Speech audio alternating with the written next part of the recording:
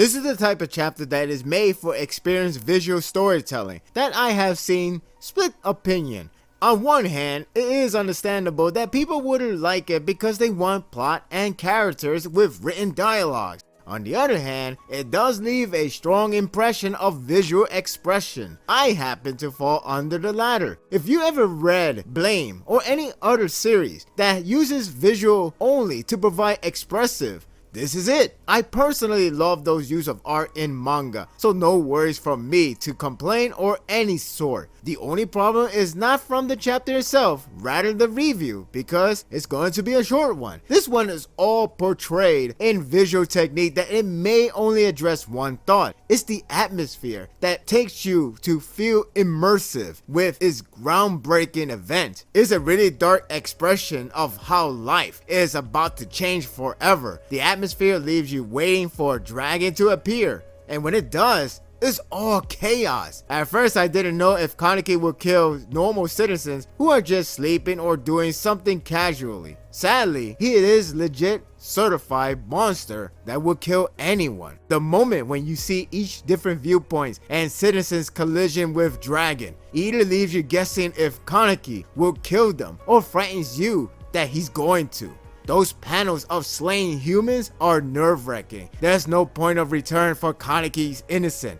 Once again, it is portraying that not only he is a villain, but the thought of his end is here doesn't seem far-fetched at all. Tokyo is heading for a massive change in direction. The imagery of a giant monster towering over the skyscraper is dreadfully haunting. It reminds me of Sonic Adventure final boss in his final form. Only this is obviously made to be dark, and there's no Super Sonic to save us all. The sight of the government having a meltdown is foretelling for a future changing event once this arc ends. It has gotten this insane that they are displayed here probably for the first time. No doubt Red is coming to a close. Tokyo Ghoul series endpoint leaves a slight shifting event, and this one magnitude is large enough to call it end. The saddest part in all of this is Hide has to witness the tragedy that his best friend is causing. There's just one shot of him, but powerful enough to let us know that he is there watching. I don't know if it's a case of too late or not.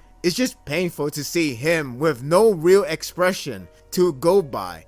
I just know this is sad. The visual is top notch, as it should be really. I felt the tragedy and everything that Kaneki has caused. There is no point of going back from all of this. Not a million of coolest guy ever quotes will redeem him. The atmosphere is horrifying. Enough for me to not want to go to Tokyo anymore. Screw that, they have Godzilla already. You think this is enough? Oh well. Perfect time for Halloween. There are two amazing points about this chapter that stunned me. One is the imagery of dragon. It's actually based from Kaneki's illustration of his interpretation of a ghoul design.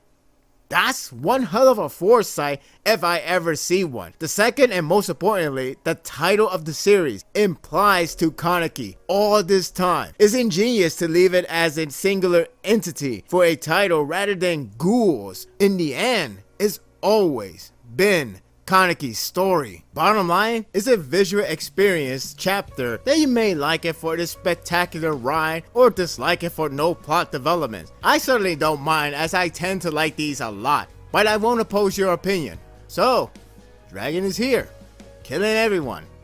Who can stop this madness? I'm not going to grade this chapter, and to be honest, I'm planning to take it out entirely, but that would be in the future. All you need to know is this chapter is based on how you read it, is based on the experience, and is based on your preference in terms of a chapter. I haven't seen a lot of series that done this, whether it's actually show you like visual with the expression, or it's just experience, like seeing the atmosphere, the environment, and all that stuff. This is more towards the latter, rather than how you see it Shonen does their silent chapter at times. Now the question is, who's gonna stop Dragon? Who's gonna stop Kaneki? Who's gonna kill him? To be honest, I seriously don't know how this is all going to end. And that will do it for the review. I hope you enjoyed this one. If you like this and want more of this, subscribe to my channel, and my world will be yours to stay.